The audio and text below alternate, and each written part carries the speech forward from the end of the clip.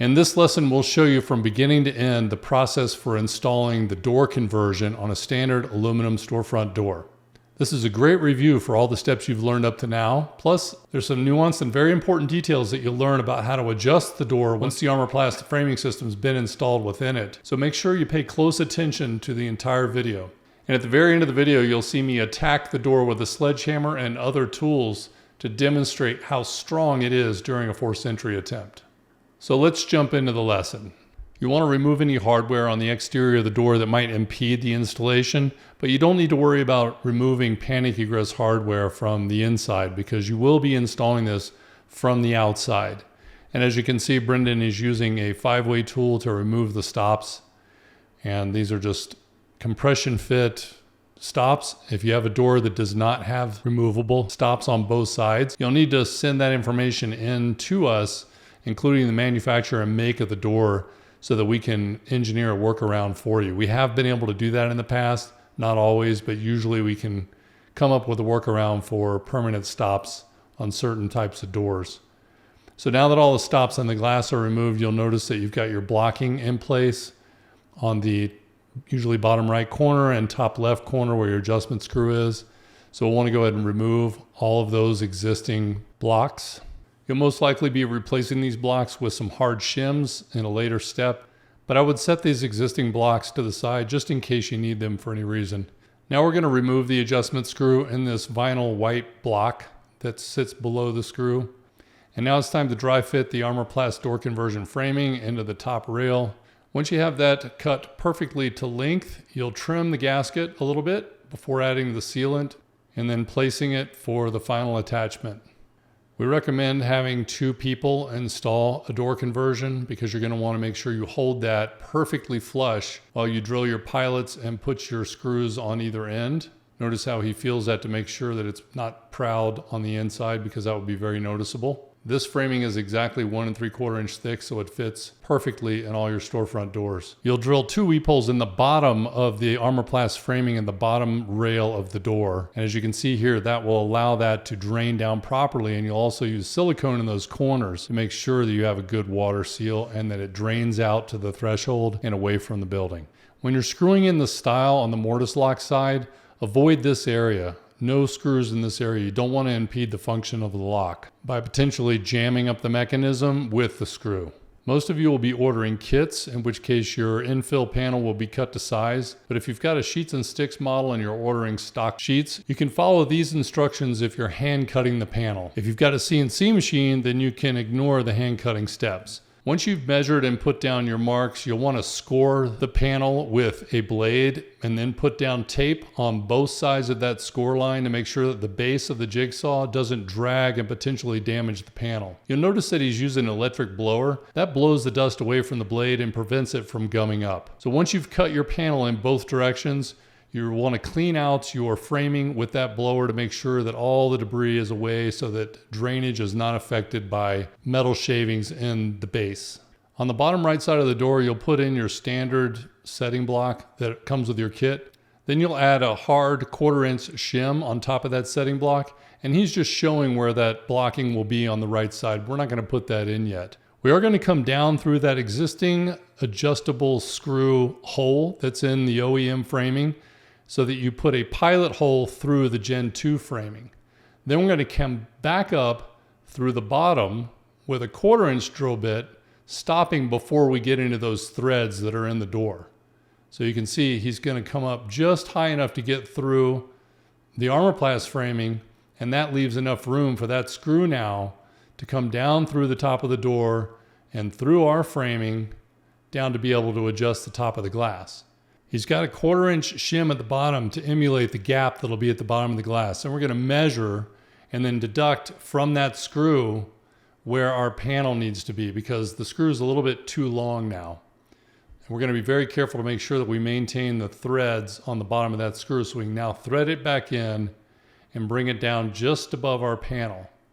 So we've got plenty of threads on that screw for adjustments well into the future if this door is ever to sag and need adjusting. So the guys are now going to set this panel in. Remember, this is a 3/4 inch UL 752 ballistic level 1 infill that we're putting in this door, so it's a little bit heavier than regular glass. He's going to adjust that side blocking hard 1/4 inch shim in between the Gen 2 framing and the panel. And now he's going to put that side block in that we showed earlier. And this is going to be a really tight fit, so he's going to have to hammer that in with a 5-weight tool and a mallet. And there we go. That's a beautiful fit. Now we just have enough room to put an 1/8 inch hard shim at the top. And then he's going to open the door a little bit so he can get his drill in there and bring that adjustment screw down to where it is very snug and holding the glass in ultra tight. So now we'll check the fitment and the adjustability. Everything looks great. We'll lock the door so that as we're drilling and screwing in the pressure plate, the door is not swinging open.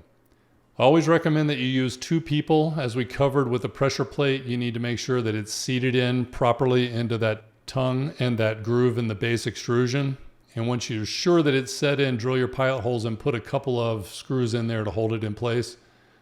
We do that all the way around the door. And again, we're putting those pin-in security screws because this does face the threat side of the door. We do use butt joinery on doors because of the adjustability. So we're going to need to leave that little gap that we talked about on the pressure plate. There needs to be about 1/8 of an inch gap between the verticals at the top and bottom, so that your horizontal caps have room for the return to snap on. You'll notice that we've got these double screws in all of the corners. Again, we talked about that because of the sledgehammer attacks in the corners. We need to make sure that we double down on those screws. And now before we put the caps on, we're going to put the sealant spaced out. We'll put 3 along the top and about 4 or 5 along the verticals. And you can see how he's going to slide this in to that little 1/8 inch gap and then tap it on.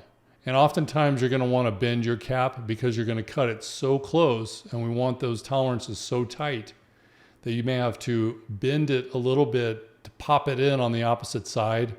And then as you hammer it in, it will expand out and you'll get an ultra tight fit. You can see how he's going to pull it in the middle a little bit and then snap that corner in before using the block and the mallet to tap that into place. And you can see the clear anodize on the pressure bar disappear as that cap snaps down. So as you're installing, you're going to want to look down below up against the glass there to make sure that that cap is fully seated. See how we've got that little bit of clear there? And now as he taps it on, all of that clear anodize will disappear as the cap fully seats.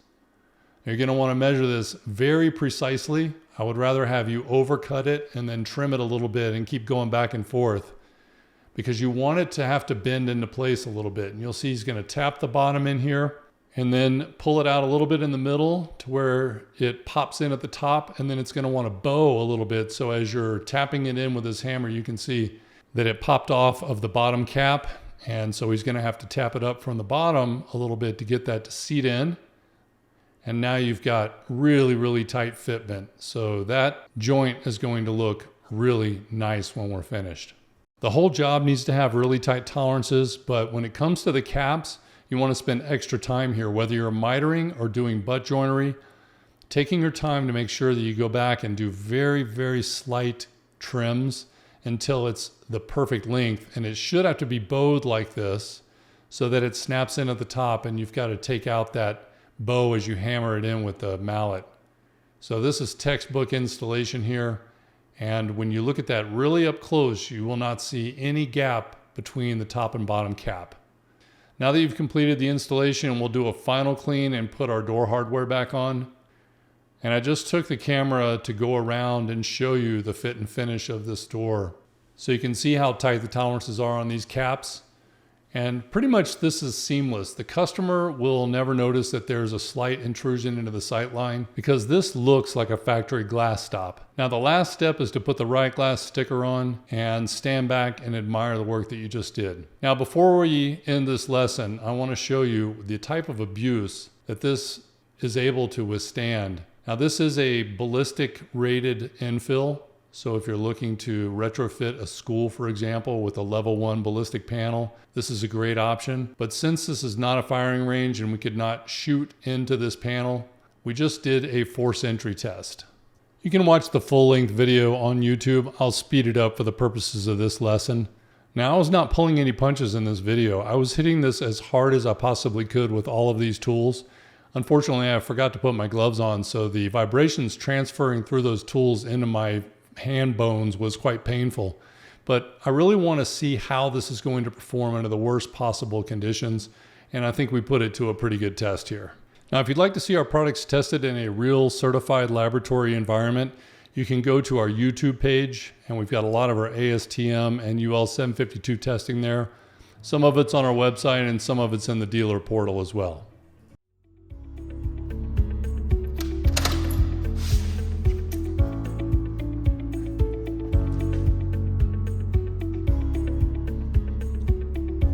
There's no deformation on the interior, smooth.